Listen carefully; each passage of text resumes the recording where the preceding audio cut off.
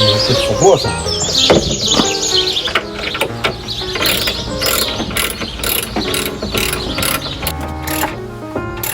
Ah, puis il y a tellement de place.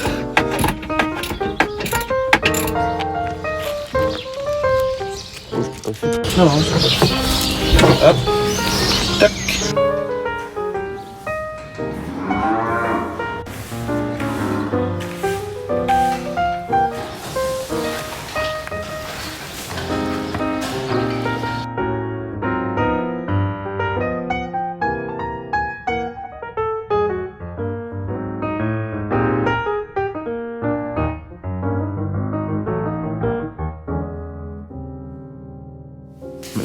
Merci monsieur de m'accueillir à la ferme Babin, c'est comme ça qu'on pourrait dire.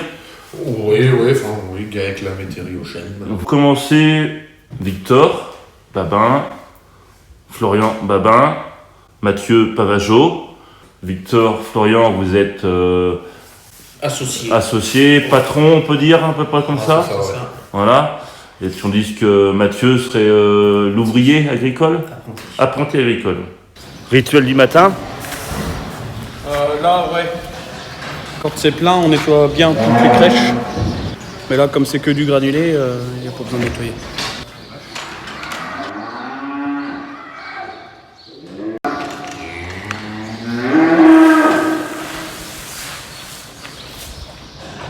Donc vous me disiez, c'est à peu près 200 kilos de repas. Elles sont à 12 kg par jour. 12 kilos par jour et par vache. Ah, t'en as mis 4 On peut aller voir s'il y a de l'eau. Hein. Oui, bah même à mon avis, il faut leur en mettre. Ouais. On va aller dans le champ.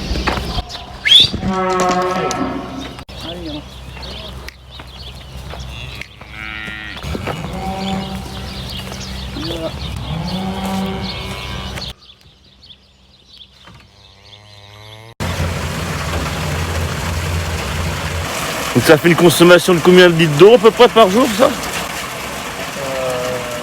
À du deuil. Combien de litres d'eau par jour? C'était pour tout le monde? Ouais. 4000. De toute façon, je vais le mettre à remplir. Victor, c'est une exploitation familiale, si j'ai bien compris. Ah, c'est ça, ouais. Le père s'est installé en 82, exactement. Un peu de tout, hein. Il faisait des halles, des chèvres. On commençait avec des vaches laitières. Ouais, des vaches laitières au début, mais qu'il a vite arrêté la vache laitière pour mettre en vache allaitante, ce qu'on appelle la vache allaitante, donc pour la viande, quoi. À l'époque, il faisait un peu plus de tout. Ouais, voilà, il faisait un peu de tout, parce que C'était l'époque. Ça fonctionnait comme ça, fallait faire un peu de tout pour en vivre, et ils en vivaient très bien. Et après, avec toutes les nouvelles conditionnalités, la PAC, tout ça, fallait se spécialiser. Voilà, en 82, lui s'est installé. En 85, ma mère est arrivée en tant que... elle n'avait pas de statut, si tu veux, elle était femme d'exploitant agricole, c'est tout. Et donc là, ils ont développé les chèvres un peu, parce que c'est ce qui fonctionnait le mieux. Fin des années 90, ils étaient rendus à une centaine de chèvres. Et donc, c'était le lait, j'imagine Avec 20 vaches à la tâche, une chèvrerie, 100 chèvres, donc 7 de traite. Jusqu'au début des années 2000, quoi. Après, en 2000, il y a eu les mises aux normes, donc les chèvres, soit fallait passer de 100 chèvres à 500, quoi, monter vraiment le troupeau, puis faire une nouvelle chèvrerie, quelque chose de top, quoi, en gros. Soit décider d'arrêter, et puis de se spécialiser vraiment dans la vache allaitante. Moi, c'était là où j'allais m'installer, hein, en 2000, je me suis installé en 2008, mais j'ai commencé en 2006 tout mon projet.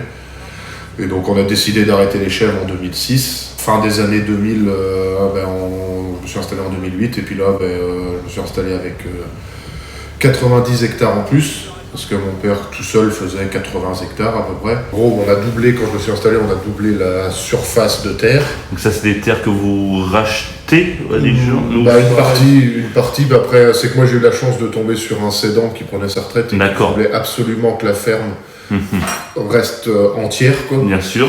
Il y a une partie des terres que j'ai été obligé d'acheter, mais autrement tout le reste c'est en location. Ça fonctionne beaucoup comme ça, location des terres ici, ou c'est plus de la vente Maintenant c'est de la vente, quoi.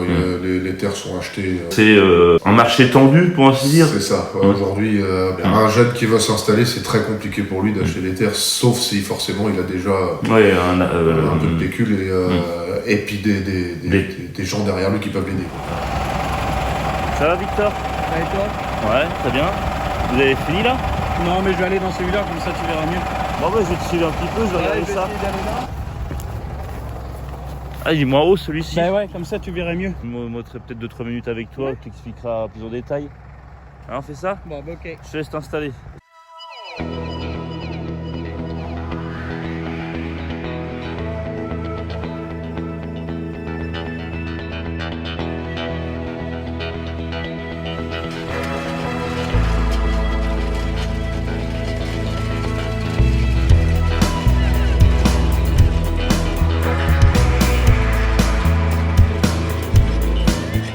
Tu disais toujours tout à l'heure, Victor, vous dites ça pour désherber en fin de compte? Ouais, pour enlever les herbes qui poussent entre les rangs, en fait. D'accord, tout ce qu'on voit à côté là. Voilà. Et ça c'est du tournesol. Ouais. Et tournesol qui vous servira après. Nous là, c'est pour le vendre à la coopérative. Et ce champ il fait combien en superficie? 3 hectares celui-là. 3 hectares. Ouais. Et après on a celui de là-bas, mais lui là-bas on l'avait semé bien plus tard. Il fait 7 hectares. Ce qui fait que ça te met à peu près combien de temps là pour faire tout ça? 3 hectares, il faut 2 heures, 2 heures et demie. 2 heures et demie, ouais.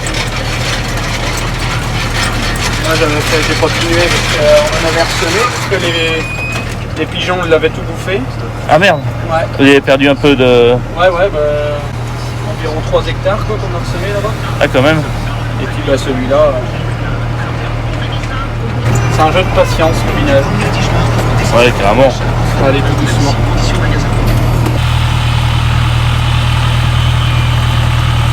T'as fait tes pierres ce matin? Ouais, Ah. je suis revenu après manger. Oui. Et puis on a été chercher le tracteur chez le mécano. Parce que la clim qui était en panne. Ah merde. Ouais, et puis Ouais, puis t'arrives pas à l'époque où c'est ça. ça reste sec, hein? Ouais, c'est vachement ça. Ah ouais, quand même, hein. C'est vachement sec quoi. Ah ouais, est-ce que bien sûr tu surveilles la hauteur toujours pour Ah pas bah ouais, être trop profond Ouais, régulièrement? les trop profonds, comme ils sont plus petits de l'autre côté, Ah, là on bien pourrait, sûr. Tu pourrais les abîmer. Ouais, ils sont plus solides. Ah ouais, bien sûr. Là, ils sont trop petits. Mais... Ouais, c'est vrai. Et donc tu gères toujours un petit peu la hauteur de la charrue? C'est ça. C'est Ouais. ça. On essaye de gérer. Normalement, il faudrait attendre un petit peu, mais avec les battages qui vont arriver. Ouais, vous anticipez un peu? Ouais, je préfère le faire tout de suite comme ça. Ouais, mais vous avez raison, hein.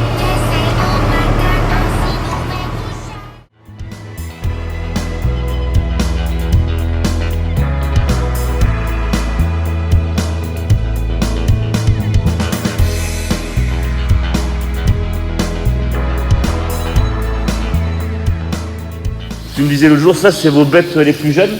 Ah oui, oui. Ça, c'est les derniers nés, donc c'est tout ce qui est né au mois de février-mars. Les femelles, nous on les garde pour la reproduction, quand on remplacer les vaches qui ont des soucis ou qui sont trop âgées, ou voilà. Et puis après, les mâles, eux, par contre, ils sont tous vendus en broutard quand on va les sevrer. Donc c'est d'ailleurs à peu près à l'âge de 6 mois, 6-7 mois. Et donc on les vend. C'est des marchands qui viennent nous les acheter pour mettre dans des centres d'engraissement, quoi. Puis eux là-bas après les engraissent pour les tabacs, quoi. Mais nous ils partent vivants. D'accord. Aujourd'hui à cette époque, il n'y a plus que l'engraissement qui est là. Donc il y a au maximum une trentaine de bêtes qui partent après au fur et à mesure des abattages, bien sûr.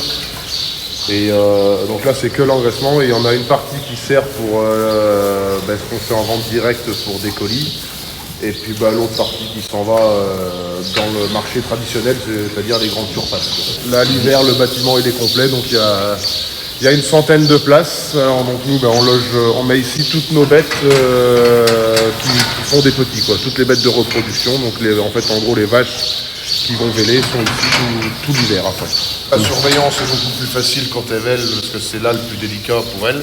Et il y a moins d'alimentation à l'extérieur. Tout ce qui est produit, nous, sur l'exploitation, que ce soit céréales, maïs, il y a quand même quelques cultures de vente, comme le tournesol et le colza, mais autrement, il n'y a que l'alimentation justement des bêtes qui sont là aujourd'hui qui est achetée, parce que pour les engraisser correctement, on a le choix de faire appel à des compléments spécifiques. Dedans, il y a du lin, il y a des tourteaux de colza, en fait, c'est des aliments qui sont mélangés, et pour apporter la meilleure plus-value pour les bêtes, quoi.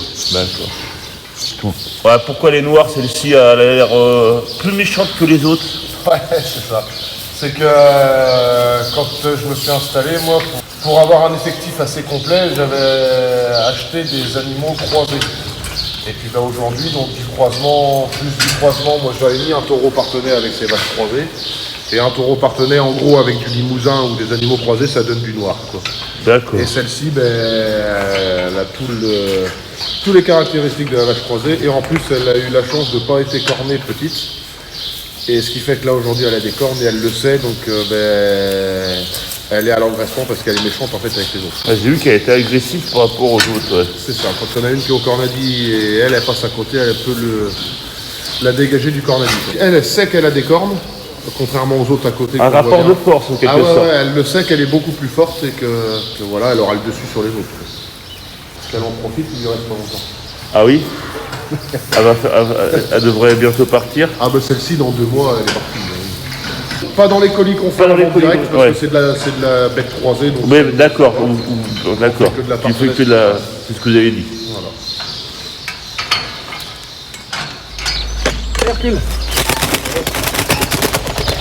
Arrête-toi.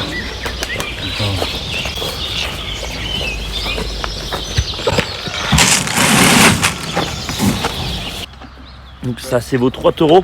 Les 3 taureaux producteurs. D'accord. Un jeune? Il y a un jeune qui a 1 an, même à peine, parce qu'il est né le 1er août. Et c'est des taureaux de... de la partenaise. Partenaise toujours. Ah, ouais. Voilà. J'ai une bêtise, mais un taureau qui n'est pas de race partenaise, il ne peut pas se... S'il peut. Oui, mais nous on le fait pas parce que comme par rapport à la race, il y a tout un système. Voilà, vous évitez les croisés, les trucs comme ça. On ne peut pas te croiser, quoi. Aujourd'hui, un taureau qui a dépassé 4-5 ans, c'est vieux. Ouais, en tant que géniteur. Ouais. Ah oui, Au bout de 4-5 ans, il n'y a plus de... Ça fonctionne encore si tu veux, je vois ce que tu veux dire. Comme les hommes, tu arrives à un certain âge, tu as moins de chances d'y arriver. C'est ça, voilà. Tout à fait. Donc le noir autour des yeux, du nez. Donc ça, c'est spécifique de la race partenaise. C'est ça. Chez les taureaux? Les taureaux et les vaches c'est moins noir normalement, mais elles ont quand même le tour des yeux noirs et le tour du nez noir. Donc parce que les périodes de repos, elles sont du 15 novembre à peu près jusqu'au 15 janvier pour une partie, et puis après du 15 avril au 15 juin à peu près pour une autre partie. Et donc celles qui sont du 15 novembre au 15 janvier, c'est là qu'on fait les inséminations. Donc nous on a déjà toutes nos doses dans une bonbonne congelée et tout. Et là moi j'utilise tout ça pour par rapport à telle vache, il faut que je prenne tel taureau. Mais après eux ils fonctionnent principalement justement du 15 avril au 15 juin parce que les bêtes sont au champ. Et là les inséminations c'est beaucoup plus compliqué, donc eux ils font leur travail après dehors tranquillement pendant 2 mois. D'accord. Et en gros ils servent que 2 mois à l'année. Ah, mais il faut qu'ils soient là. Voilà, ouais. C'est un élément important. Moi j'ai fini mes études en 2006. Donc, études au lycée agricole à Mel? Au lycée agricole à Mel, ouais, j'ai fait ce qui à l'époque c'était un BEPA en 2 ans, plus après un bac pro en 2 ans. Puis du coup après je me suis installé en 2008 en reprenant une exploitation entière quand même, parce qu'il y avait 90 hectares et puis j'ai repris une vingtaine de vaches. Des vaches croisées, comme on parlait tout à l'heure. Oui. Et aujourd'hui, quand je me suis installé, on a augmenté petit à petit en croix interne, donc c'est-à-dire sans forcément acheter beaucoup d'animaux à l'extérieur, pour après arriver à 100 vélages aujourd'hui. Depuis le début, moi c'était ça, c'est pour ça que du coup, avant mon installation, on a arrêté les chèvres, parce que c'était pas ma passion. Et puis je suis quand même beaucoup plus passionné par l'élevage de vaches. Et aujourd'hui, je pense qu'on a bien fait. Depuis 2 ans, l'exploitation évolue pas mal aussi, quoi. Donc c'est vrai que de passer de 80 hectares sans chèvres et 20 vaches à plus de 200 hectares aujourd'hui et 100 vélages quoi, en vaches, on est content du résultat, quoi. À 7 heures tous les matins, c'est d'abord un regard à tout le monde, quoi. Enfin toutes les bêtes, c'est le premier réflexe. Ça. Ouais, et puis après, l'alimentation, alors, comme on disait tout à l'heure, l'époque où quand on est en été, ça va beaucoup plus vite. Hein. Quand on a passé une demi-heure à nourrir tout le monde, c'est fait. Par contre, après l'hiver, il faut... Plus de bêtes... Il y a plus de monde, donc on passe plus de temps là. Voilà, faut être 3 et on y passe une grosse partie de la matinée. De la matinée. À 19h, on fait pour avoir fini à 19h.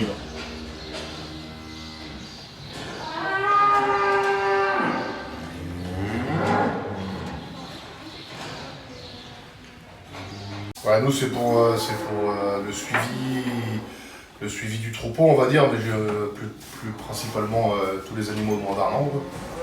Parce que les mâles, il faut qu'on ait leur croissance sur leur durée de vie chez nous, quoi.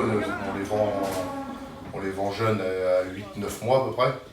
Donc comme ça on sait entre la naissance, quand ils naissent, ils ont un poids de naissance. Et avec la pesée qu'on fait tous les 3 mois, on a leur croissance comme ça jusqu'à leur livre, jusqu'à ce qu'ils partent de chez nous. Et le but du jeu, c'est qu'ils fassent des croissances maximales. Donc c'est-à-dire que pour les mâles, il faut au moins qu'ils tournent à... l'idéal c'est 1,2 kg, 1,5 kg de GMQ, ça s'appelle, donc gain moyen quotidien. Donc, ce qu'ils arrivent à prendre par jour. Donc ça fait 1,2 kg, 1,5 kg par jour entre la naissance et la vente. Il y a un contrôle, alors il n'y a rien d'obligatoire, c'est chaque élevage le décide ou pas s'il veut le faire. Vous, c'est vos critères personnels ou... Ouais, nous c'est nous qu'on a décidé de faire ça, après il y en a beaucoup qui le font quand même, parce que par rapport, pour se comparer tout simplement aussi aux autres élevages, savoir si on travaille bien ou pas. Hein. Et la génétique, tel taureau reproducteur va faire des veaux qui vont faire des croissances supérieures à l'autre. D'accord. Et on gardera plus ce taureau-là qu'un autre. La génétique, choisir vraiment le top de la race avec le top de nos vaches. Et puis, donc, comme on disait tout à l'heure, c'est une pesée tous les 3 mois. Tous les 3 mois. Et après, du coup, là, on le voit, on a les papiers. Et, suite à ça, ils nous sortent des poids, donc les poids naissance, le poids à 120 jours, donc le poids à 4 mois, et le poids à 210 jours, donc le poids à 7 mois. Et parce que 4 mois et 7 mois, c'est les moyennes, et c'est comme ça qu'on peut se comparer aux autres élevages. À chaque fois, cette période, ces âges-là, ces âges types, on peut se comparer. C'est le sevrage, alors après forcément on se sert un peu de la pesée pour qu'ils soient sevrés à un certain poids, puisque le but c'est de ne pas les sevrer trop petits pour pas qu'ils soient coupés dans leur croissance avec le lait maternel. Et, généralement c'est à l'âge entre 6 et 8 mois qu'il faut les sevrer.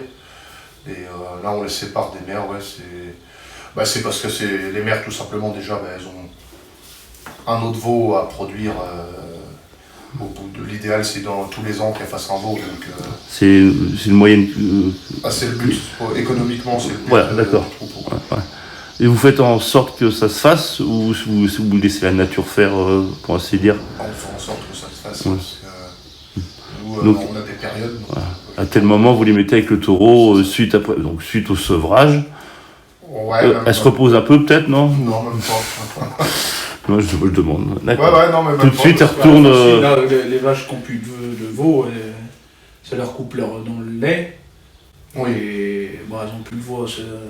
Mais tout de suite, elles peuvent retourner au taureau. Elles ont le veau Elles en ont déjà un an.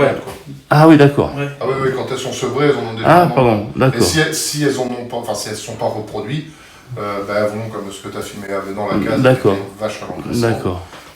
Donc ça c'est destiné donc plus à la reproduction. Voilà. Ouais. Si ça fonctionne pas, ça sert à rien de les garder pour le plaisir. Oui, j'ai fait un BEPA en 2 ans et un Bac Pro aussi. Et après, je me suis installé à la retraite de mon père en 2018. Et lui aussi, Mathieu, donc depuis, si je ne me trompe pas, depuis 5 ans, Ouais. tu travailles pour eux. J'ai commencé à faire des stages. Tu as commencé à faire des stages en 3e, d'accord. Et toi, pareil, dans le même cursus, lycée agricole, à Lycée Mel. agricole à Venours. Pardon, Venours, excuse-moi. Un bac pro sur 3 ans et puis là en BTS, en apprentissage ici. Après, l'avantage, lui, c'est que si jamais il veut pas s'installer, enfin voilà, il a le bagage pour aller faire un champ d'opportunités qui est beaucoup plus large que nous, quoi. Ouais. Mais c'est... tu fonctionnes comment avec le BTS, enfin tes écoles, tes heures d'école, ça fonctionne comment? Je fais 2 semaines. 2 semaines, 2 en semaines. entreprise et 2 semaines d'école. D'accord. Ou tu es à l'internat là-bas ou... Oui. À Venours, après. Oh, ok.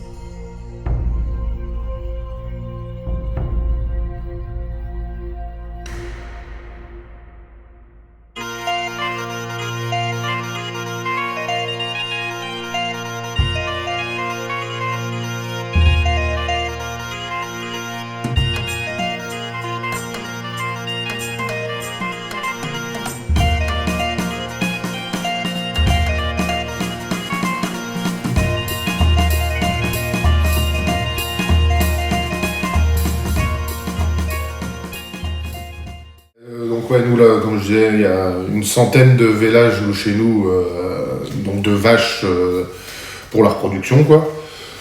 Et bah là, à cette époque-là, elles sont toutes principalement au champ. Parce que bah, la belle époque est là, il fait beau, il y a de l'herbe dans les champs, donc il faut l'exploiter cette herbe. Donc la meilleure façon d'exploiter, c'est de mettre les animaux dans le champ pour qu'ils en profitent.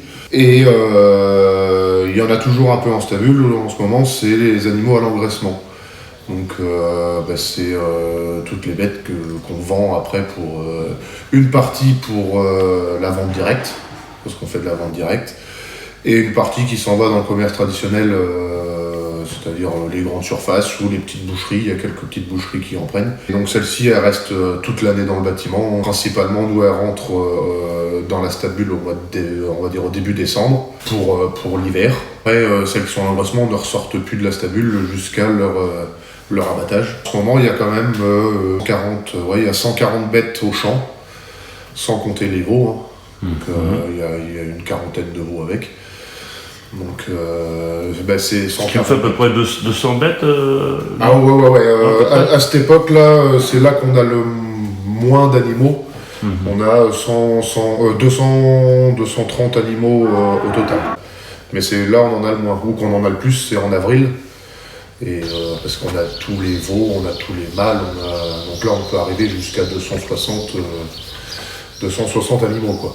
Une bête à peu près à l'année vous tuez, je sais pas si c'est le terme. Oui, c'est ça. C'est ça. Entre 10 et 12 vaches par an en colis de vente directe.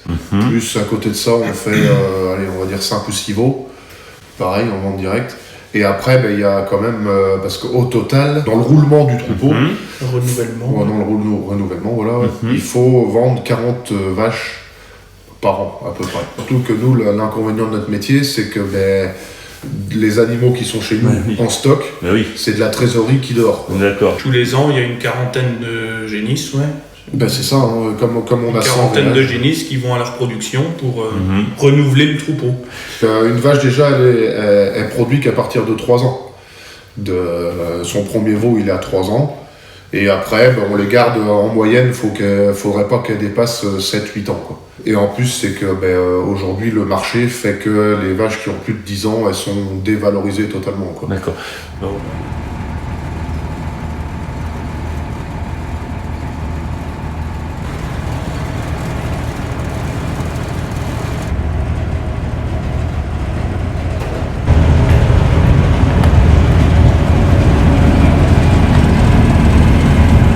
Tout est graissé.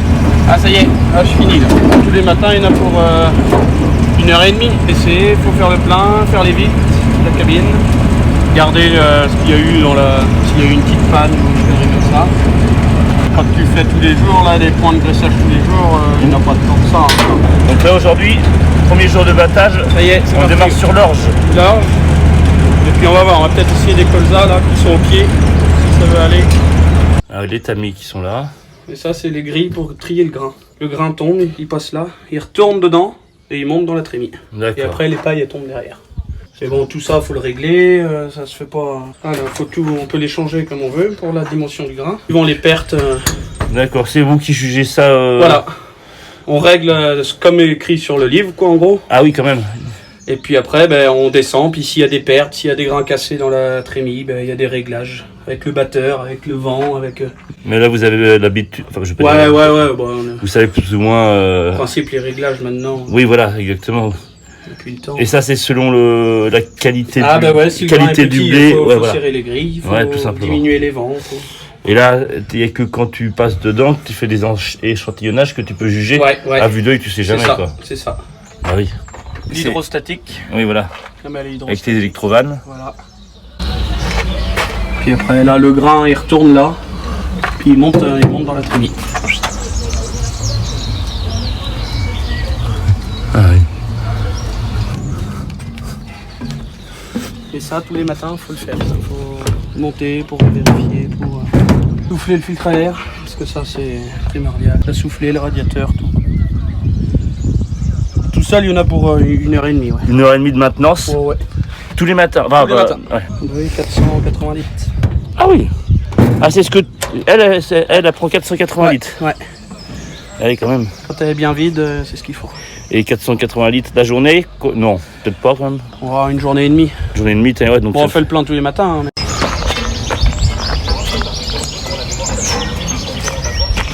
Combien de chevaux à peu près donc c'est cet engin ça 320 chevaux, je crois. Ah, Il me semble. Et elle. Voilà, normalement.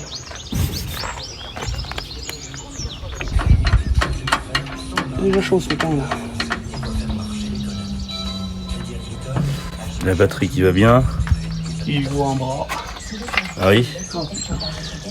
Les courroies. Toi t'as un graisseur. Graisseur ici. Là t'as un graisseur. Là Ah et t'en t'as as les quatre. petites flèches jaunes qui Ouais. t'indiquent partout. Là t'en as Ah oui, 4. quand même. Là t'en as un là. Ah faut connaître la machine. Là. Oui voilà, exactement. Ah ben on apprend à la connaître après. Voilà, c'est ça. La première année c'était compliqué. Puis là t'as tout là. Tout le système d'entraînement. Ouais. Parce que là t'as le batteur. Là t'as le ventilateur. Après là t'as les demoiselles. Ce qu'on a vu en haut là. D'accord. Après là t'as les grilles. Tous les entraînements Voilà. des Ça, divers organes. C'est tous les jours. Bah oui. Oui, puis c'est vrai que c'est ce qu'on disait, tu traînes tellement dans la poussière. Là c'est rempli de poussière. Bah oui. C'est Bah t'esquintes vite ta machine comme on dit. c'est ça.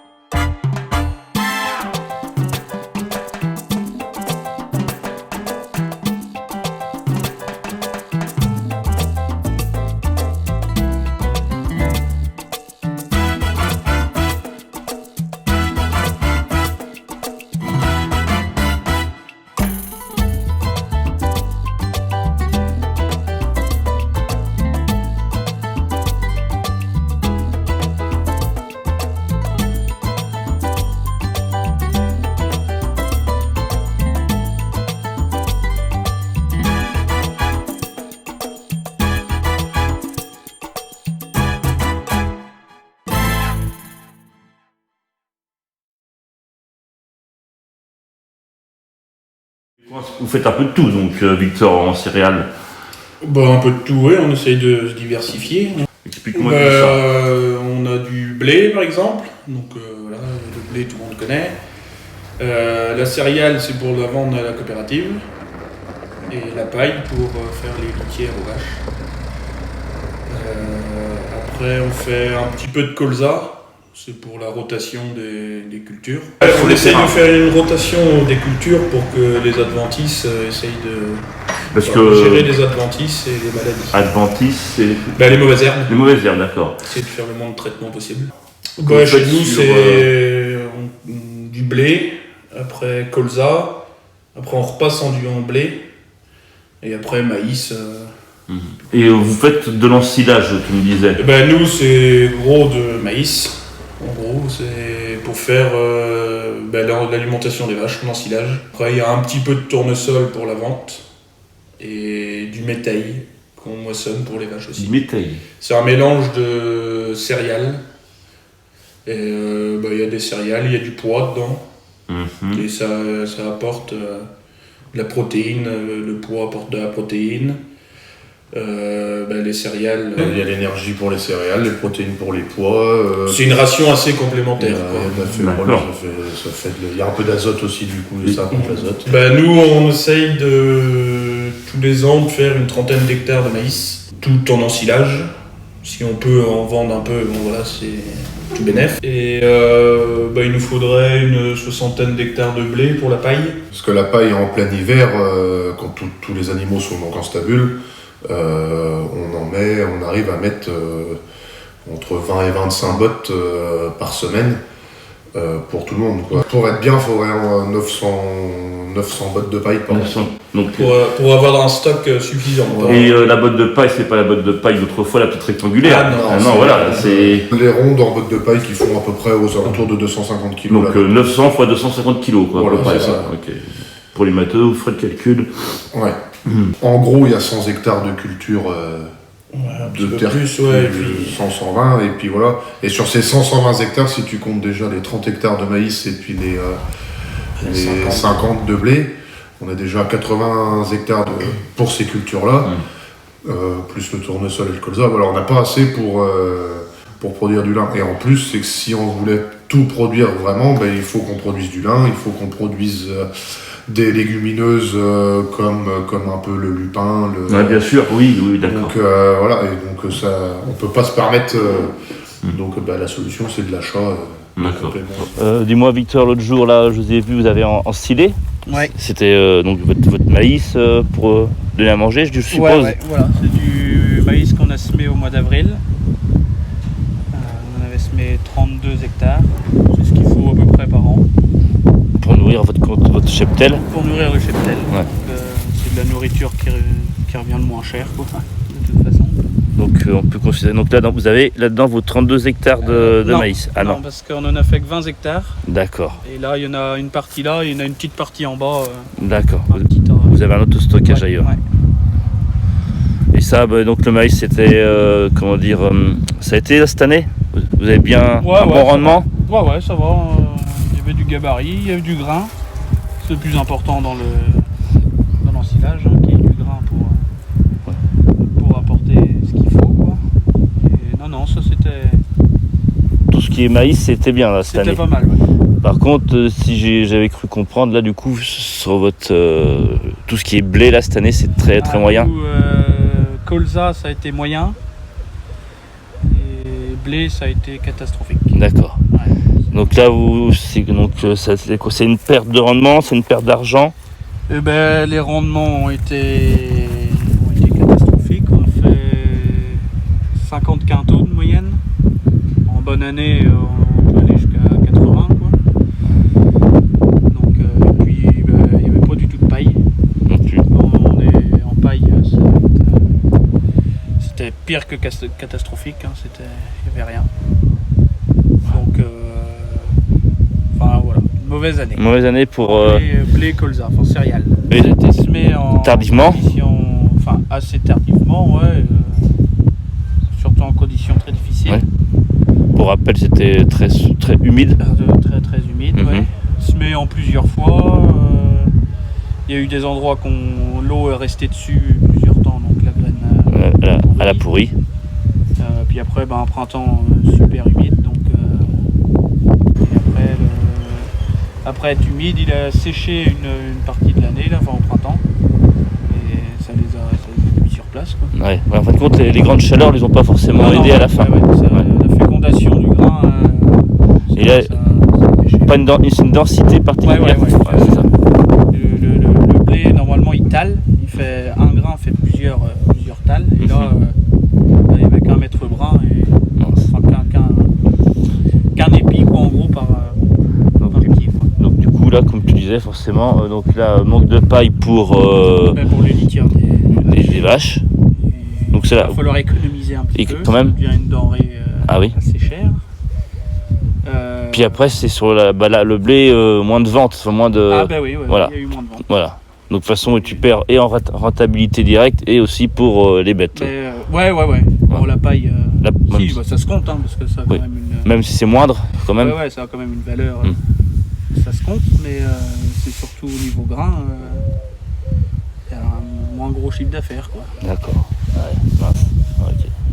Après, là, les cultures de printemps, maïs c'était pas mal, et tournesol, c'est l'air d'être prometteur. Correct quand même. Ouais. Ouais. On va revenir un petit peu sur vos vaches, au côté viande de la vache. Quel est le critère de vente, déjà de choix, et comment vous faites, quel est tout ce processus? Par rapport donc, à la vente directe, on le sait quasiment même 6 mois avant. Oui, voilà. Une vache, début d'engraissement jusqu'à la fin de l'engraissement, il faut à peu près 6 mois.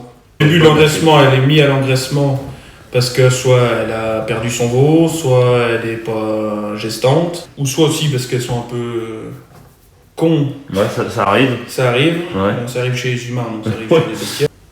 Voilà, après les bêtes, voilà, elles sont choisies par rapport à leur rendement carcasse, par rapport à leur poids d'abattage, parce que quand on les vend en vente directe, il nous faut des bêtes qui tournent aux alentours de 400 kg de carcasse de moyenne ou même maximum. Moins elles sont lourdes, plus c'est facile à gérer la vente, parce que y a moins de colis forcément à la fin. Donc on arrive à gérer nos clients par rapport à un poids certain. Quand on décide de vendre la vache en colis, en vente directe, généralement c'est 2 mois avant la date de vente qu'on a choisi.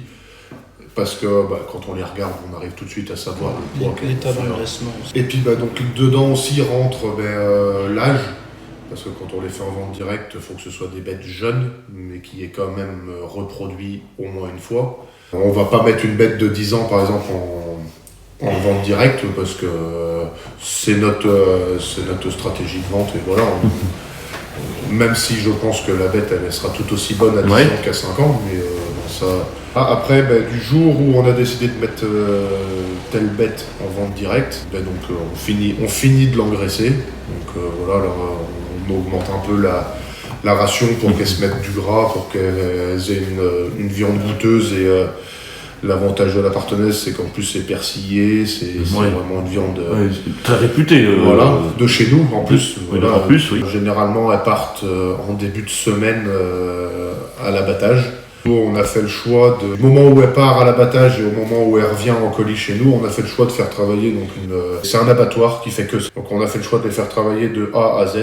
En début de semaine, ils viennent chercher la bête chez nous, ils l'emmènent à l'abattoir, elle est tuée dans la journée, et après elle reste plus d'une semaine en chambre froide pour faire maturer, pour qu'elle s'égoutte et qu'elle commence à maturer. D'accord. Et puis après, nous on commande nos colis par rapport à nos clients, et là ils transforment nos colis et c'est tout livré après chez nous, c'est-à-dire une semaine et demie après qu'elle arrive chez nous. Et là, donc les clients viennent sur l'exploitation chercher leur colis. Je disais, donc à peu près une vache qui va faire 400 kg de carcasse, sur une bête comme ça, il faut compter 300-310 kg de viande nette. Parce que mine de rien, la vente directe, on a commencé quand on a raté les chèvres, donc en 2006-7 à peu près. Ça fait une petite quinzaine d'années qu'on fait ça. Ouais. Alors forcément, on a commencé avec 1 ou 2 bêtes par an. Voilà, le temps de se roder. Et là, aujourd'hui, on est rendu à 10-12 bêtes. Ouais. On fait à peu près une bête par mois. Donc ça fait 10 à 12 bêtes par an en vente directe. En vente directe. Dans votre métier, quelles sont les aberrations qui vous choque, qui vous empêche le plus de bien prospérer? Bah, c'est l'image qu'on dégage, quoi. Mm. Clairement, aujourd'hui, enfin bon, le Covid a fait qu'on a été beaucoup moins embêtés, mais avant ça, en fin 2019, on était vraiment des pestiférés, on servait à rien. Des pollueurs. On était des assassins parce qu'on tuait les animaux. L'image, c'est pour essayer de ne plus nous coller à la peau, quoi, parce que c'est compliqué à vivre quand même. Hein. Se faire klaxonner sur Ouais, la quand, route, quand t'as ton pulvé d'attelé ou même les pondeurs à engrais, qui, voilà, ça, tu te fais klaxonner parce que tu t'avances à rien, parce que tu prends toute la place. D'accord. C'est que ça allait loin, parce que ça allait même jusqu'à... On n'a pas été agressé, Ouais. mais voilà, on le sent qu'on est mal vu. Ouais, parce tu que te fais quand on est klaxonner, klaxonné, il y a un lot d'honneur, le villageois vient dans la campagne pour être tranquille, mais il sait pas qu'il y a des tracteurs, qu'il y a des mouches, qu'il y a des coqs, qu'il y a... c'est ça, et puis qui est quand même mentalement, bon, on va pas parler jusqu'à ce qui se passe beaucoup du suicide, mais ça impacte quand même, ça impacte sur la vie de tous les jours, on est dévalorisé, quoi. C'est un très très beau métier parce qu'on fait de tout, on travaille avec du vivant, on travaille la terre, on donne à manger aux gens quand même. Bah oui, ça vous le ressentez, ça. Ah oui, là, clairement, ouais, bien sûr. Que ce soit éleveur, céréalier. Ouais, les pauvres céréaliers qui sont au pied des villes, je sais pas demain comment ils vont faire, mais ils parlent de mettre des bandes enherbées le long des villes, c'est des hectares et des hectares. Des bandes enherbées que tu cultiveras plus. Oui, d'accord. Sans pesticides. D'accord, ouais. Donc il y a des céréaliers qui vont perdre des hectares et des hectares. D'accord, bien sûr, à force. Oui. Ça va être de la terre qui sert à rien. Donc aujourd'hui, la terre qui sert à rien, ça devient des friches. Et puis si c'est pas des friches, même après, c'est qu'on construit dessus. Donc, ce qui n'est pas mieux. Voilà, ce qui n'est pas mieux. La ville pollue plus que la terre. Hein. Oui, c'est pareil partout. Ouais. Tout le monde en parle, même dans ma classe personnellement, tout le monde en parle. Ils se font klaxonner, qu'ils se font engueuler. Les profs nous disent de toute façon que l'avenir ça va être le bio. Et vous, qu'est-ce que vous en pensez du bio là? C'est une mode. Après, donc voilà, nous on n'est pas. Alors, directement, vous êtes déjà bio? Pas bio, mais pas bio, très modéré quoi. Ouais. Non, bah ouais, on Je veux dire modéré, raisonné. Raisonné, voilà. exactement. Ouais, forcément, il y a quelques pesticides encore utilisés, peut-être? Parce que vous n'avez pas trop le choix. Non, il n'y a pas le choix. Pas trop le choix. Un blé qui est malade, il faut aussi le soigner. Non, le bio, c'est un effet de mode. Il y en a qui le font très bien, il en faut. Après, faut pas que tout le monde y passe parce qu'on n'arrivera pas à soigner à nourrir la France. C'est que toutes les aides qu'il y a pour être bio, il y en a. Elles sont pas pour vous. Elles sont pas pour nous déjà, et on a des aides quand même. Oui, bien sûr. Et c'est qu'il y en a, on le sent très bien, et ça se voit clairement. Ils ont profité de cette mode, comme on dit, pour aller chercher de l'argent. De cette fenêtre-là, pour pouvoir pour aller chercher des primes. Mais qu'au final, c'est pas grave s'ils font pas très bien leur terre. C'est pour ça que je disais qu'il y a des bios qui le font très bien. Et ils ont raison d'aller chercher l'argent où il y en a. Et puis ils essayent d'avoir du potentiel. Ouais, voilà. Ils cherchent pas du tout. Et il y en a, ils se disent, allez, on va passer au bio, et comme ça on va toucher les primes. Et puis. D'accord. Je pense que ce qui pourrait être le top, mais qui va peut-être être infaisable, c'est de tout vendre en direct. Arrêter les intermédiaires, arrêter tous ceux qui... Parce qu'il y a tous les spéculateurs sur le prix du céréal, sur le prix de la viande. Arrêter tout ça, et franchement, si on pouvait même... alors c'est pas facile, c'est même infaisable parce que c'est des grosses quantités, mais vendre tout notre blé comme ça en direct à la ferme, à un meunier pour faire son pain. Non, mais il faudrait arrêter que... On peut exporter, mais il faut arrêter d'importer. La France peut se nourrir qu'avec ses produits à elle. Vous pensez que les agriculteurs français pourraient nourrir la France entière? Clairement. Sans souci. Sans souci, ouais.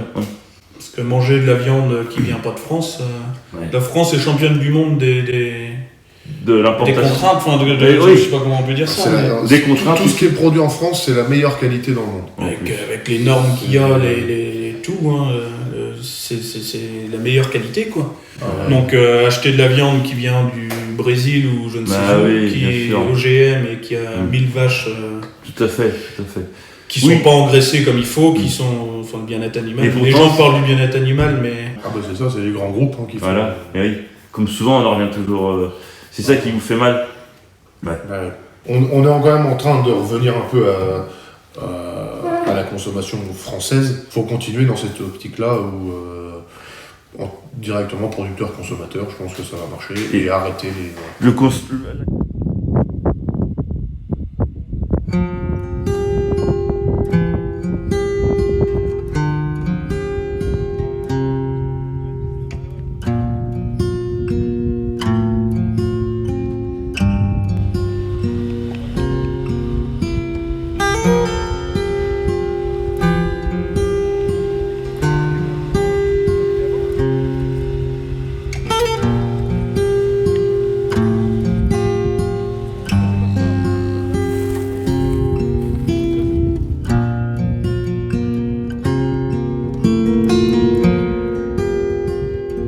Ils mettent les veaux qui sont un peu partout parce que les jeunes veaux ils se couchent le long des palisses, à l'ombre quoi. Mhm. Et quand les vaches rentrent, ben après ils arrivent quoi à rentrer. Ils n'ont pas encore l'habitude. Ils n'ont pas encore l'habitude, donc il est parti les mettre debout là et puis on va commencer à donner à manger et puis elles vont rentrer toutes seules. À toute heure, à toute nuit, vous anticipez, vous... Ben bon, on surveille. En ce moment, je peux pas trop surveiller parce que je suis aux ensilages, mais Florian surveille. Et puis après, ben, la nuit, ouais, faut y aller voir. Ah, vous vous levez et puis vous faites des rondes, point. Ouais, c'est surtout Florian. Non, ouais, mais bien sûr, mais c'est surtout lui. Et puis, ben, normalement, là, cet hiver, il y aura des caméras. Les caméras vont venir. Ah, vous équipez de ça? Ouais. Oh, bah oui. Donc après, donc il sera un retour de votre téléphone par téléphone, télé, tablette. Ouais. C'est assez onéreux. C'est assez onéreux. Bon, il faut monter un câble et tout. Ah oui, d'accord, ouais, effectivement. Mais bon, si ça permet de sauver un ou deux veaux. Bien sûr.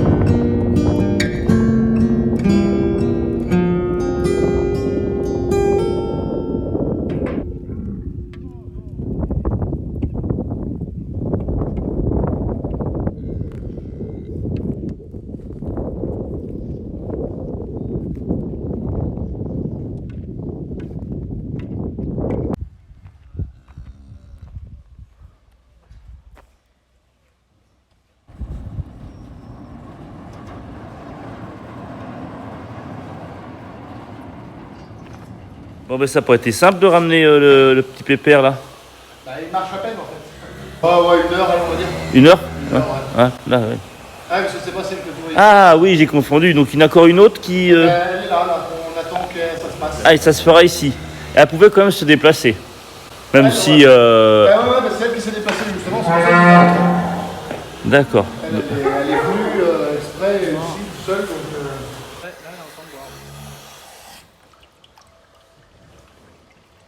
Ah oui, d'accord, donc d'accord, je vois. Ouais. Donc là, dans tout ça, sauf erreur, la majorité sont pleines. Elles vont venir. Ouais, enfin, la majorité, oui. Sauf les 7 qui sont déjà gelées. D'accord. Et après, tout de suite, vous faites le transfert du petit, vous laissez un petit peu avec la mère. Ah ben là, il va 6 mois. Ah bah les veaux, on leur, Vous les dispatchez? les parcs qui sont derrière, là, D'accord. Ouais. là-bas et là-bas, ben, c'est que pour les veaux. Ça. Ah oui, c'est ce qu'on avait parlé déjà la dernière fois. Très bien. Ça, les- C'est ce truc. D'accord. Et après, elles vont quand même au pré, donc... Excellent. elles n'ont pas l'air malheureuses. Ah non, pas l'air malheureuse, non. Et là, donc la vache a été, bon, je vais pas dire agressive ou... Ça a été? Non, elle est calme. Elles se demandaient ce qui se passait, quoi. Ouais. Elle est calme, sinon j'aurais pas pris le veau. Ah oui, parce que j'ai eu peur à un moment que, pas qu'il y ait de boule, mais que... On sait pas, Non, quoi. non, elle gueulait juste parce qu'elle voulait son veau la suite et puis que... Ah oui, c'est plus par rapport à lui que par rapport à toi. Ah ouais, ouais. Ah bah oui. D'accord. Ok, on aurait pu croire qu'elle défendait la progéniture. Ah bah il y en a quelques-unes là. C'est récalcitrant. On sait très bien qu'il faut pas aller toucher le veau quand elle se... Ah oui. Ah oui, oui. Dans les 2-3 premiers jours, après elle s'en foutent, mais... Non, mais c'est clair, ouais. C'est celle qui est au fond toute seule avec son veau là-bas justement qui est en train de péter. Ah, ça c'est celle qui est... Attends, je le prends. Ah oui? Elle est dure? Elle qui va avec ta caméra. Non, je vais rester là. Je prends pas de risque.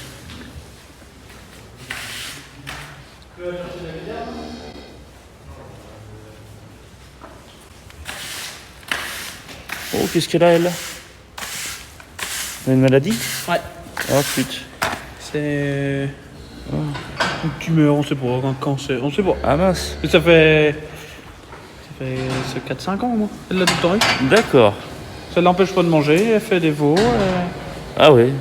Tu vois, des fois qu'il y a du pu qui sort, là. Dans le... Ouais, je vois. Ah putain, c'est quand même assez... Regarde,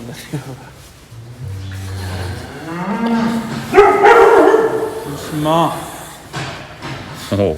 Tu le sais, en plus. Elle est caractérielle. Ah, elle, mais avec le chien comme avec nous. D'accord. Bah, comment dire, perdre des veaux, là, c'est souvent, c'est... Bah, le moins souvent possible. Oui, bien. Quand on peut. Mais bah, il y en a tout le temps, hein, on travaille avec du vivant. Hein. Il y a toujours un pourcentage de perte, Ouais. malheureusement.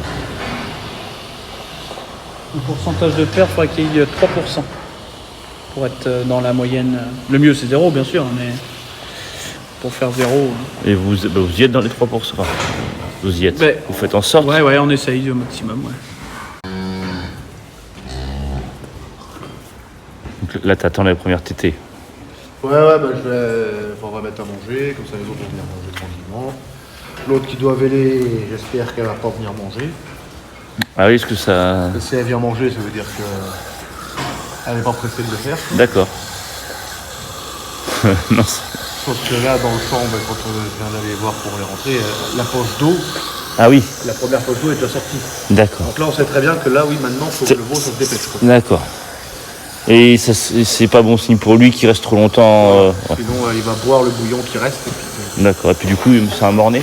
voilà, ouais, il peut être mort étouffé, quoi. Ouais.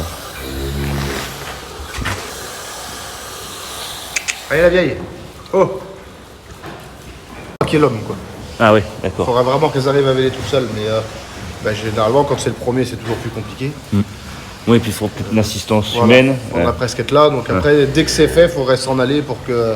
Les laisser tranquilles. Voilà, pour qu'elles s'y fassent. Mais bon, pour l'instant, ça se passe bien. Vétérinaire maintenant pour... Ah, on évite. Ouais. Après, si, on les appelle toujours. Ils viennent, oui, ils viennent plusieurs fois par an quand même. Quand nous, on n'y arrive pas, bah, c'est eux après. D'accord. Donc vous arrivez à... Vous faites... Enfin, vous savez le faire. Vous savez le faire, ça. Ah oui, oui. Aider, assistance à... Ouais. Ah ben ouais, parce que dans la race où on est, on en fait 70%, faut être présent, quoi. Donc, ouais, il y a 70 vaches sur les 100 qui veulent chez nous que nous, on vient aider, quoi. D'accord.